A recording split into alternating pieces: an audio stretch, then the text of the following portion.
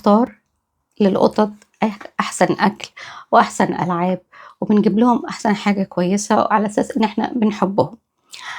لكن المشكلة في الحقيقة إن إحنا لمّا نيجي عند الرملة بنختار اللي بتريحنا واللي تكون ليها ريحة حلوة لينا مش للقطط.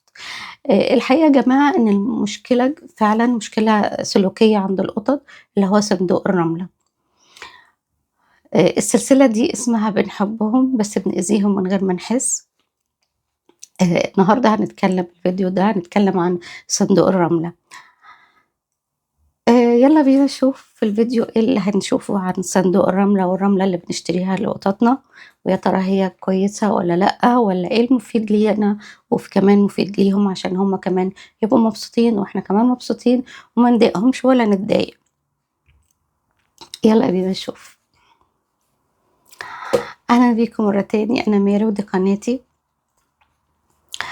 زي ما قُلت لكم إن إحنا فعلًا لمّا بنيجي نجيب حاجات للقطط، بنجيب حاجات كويسة، بنجيب ألعاب كويسة، نجيب أكل كويس، لكن بنيجي عند الرملة بنختار اللي ريحته حلوة وتكون ليه ريحة معطرة علشان إحنا ما نتضايقش. لكن في الحقيقة إن الريحة المعطرة بتكون سبب نفور من الlitter box للقطط، وتعمل لهم توتر. يعني ممكن يعمل حمام برّه الlitter box أو يعمل في أي مكان في البيت، وطبعًا ده هيضايقك. فالحل بدل إحنا ما نتضايق وهُم كمان يتضايقوا، إن إحنا نجيب رملة من غير ريحة معطرة، ولا كمان نحط معطر ليهم. في معطر برضه مخصوص للرملة بتاع القطط برضه ما نجيبهوش ولا نحطه. وفي ناس كمان بتجيب بتحط ال البودرة البيبي بتاعة البيبي للأطفال، بتحط برضه للرملة وبرضه لأ، هُم ما بيحبوش أي روائح خالص. فده هيكون راحة لينا وراحة ليهم، لإن هُم علشان ما يعملوش برّه ويضايقك، ولا كمان يعملوا في أي منطقة منطقة في البيت وكمان تتضايق. فإحنا لا نضايقهم ولا إحنا كمان نتضايق.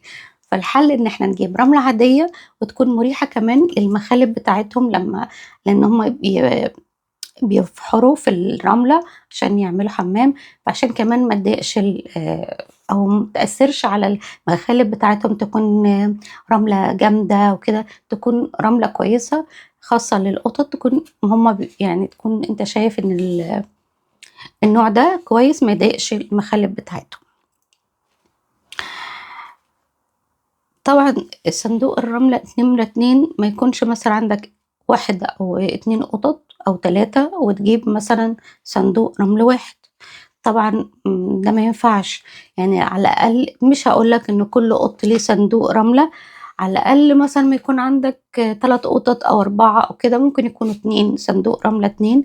ده هيريحك ويريحهم، لإن طبعًا كل ما كتر عدد القطط كل ما أنت ما تزود كمان عدد الlitter box، لكن ما يكونش مثلًا عدد الlitter box قليل وعدد القطط كتير.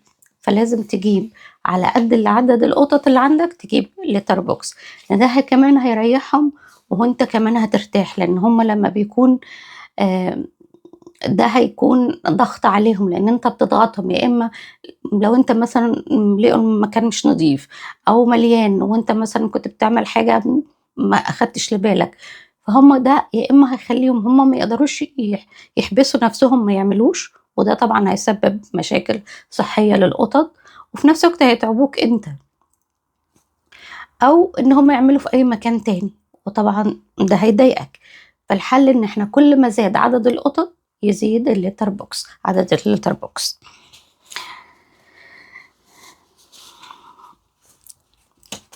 لإن كمان إن القطط قطط إقليمية بتحب يعني تسيطر، فصندوق الرملة جزء من إحساسها بالسيطرة. كمان حاجة تالتة نمرة 3 التنظيف المتأخر. يعني مثلًا إن أنت ما تجيبش تبقى القطط مثلًا المفروض تتنضف وأنت تسيبها ما تنضفش المكان بتاعها أو اللي عملوا فيه اللي هو الlitter box.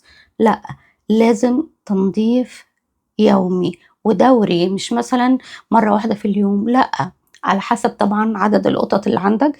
فلازم أنت بتنضف الlitter box مرة 2 3 على حسب بقى القطط اللي عندك قد إيه، ممكن 3 4 مرات في اليوم لازم. ولازم تنظيف الدوري للرملة، يعني لازم حتى لو موجودة فيه رملة أعينها خالص وأنضف المكان، أغسله وأنشفه وأحط لهم رملة جديدة. لازم ده تنظيف دوري، غير التنظيف إن أنا بنضف الليتر بوكس دايما من الفضلات بتاعته دايما 3-4 مرات في اليوم على حسب عدد القطط اللي عندك. ده كمان بيخليهم مرتاحين نفسيا، ما يكونش فيه مشاكل، ما يعملهمش مشاكل نفسية ولا صحية، ولا انت كمان ده هيضايقك لو هم عملوا في اي منطقة تانية او اي حتة في البيت. وكمان ما نكونش نحط لتر بوكس جنب مثلا حاجة فيها صوت، ضوضاء، صوت أطفال في مكان مثلا جنب مثلا أوضة الأطفال بتاع اللعب، لا. لو عندك أطفال ما ينفعش. في مكان مثلا دايما الناس يعني جنب الضيوف بتيجي ومش عارفة ايه، برضه ما ينفعش، ولا جنب غسالة طبعا دوشة وزيطة، برضه ما ينفعش، لأن ده بيضايقهم ويعمل لهم توتر وقلق، فلازم يكون هما مرتاحين نفسيا. المفروض ان انت تنظف المكان، يعني مش معقول انت مثلا تدخل حمام مش نظيف، اكيد مش هتقدر تتحمل.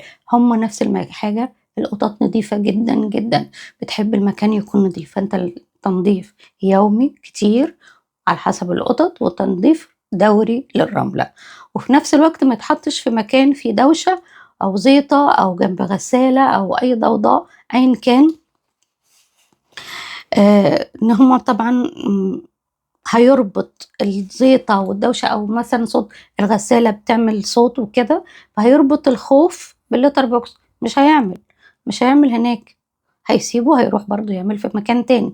فالحل ان احنا لا، نحط في مكان هادي، يكون بعيد طبعا عن الاكل، ما ينفعش جنب الاكل خالص نحط الليتر بوكس.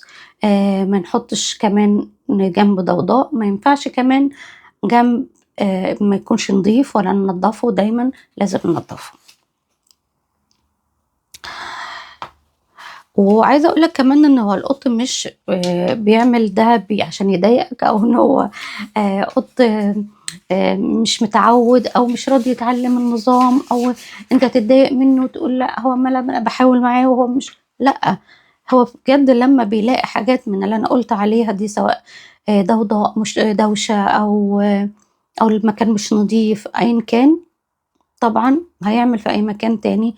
وكده هو بيقولك ان انا بيحاول يفهمك ان انا متضايق، انا عايزه ارتاح، ده مش هو اللي بيضايقك، لانك انت السبب.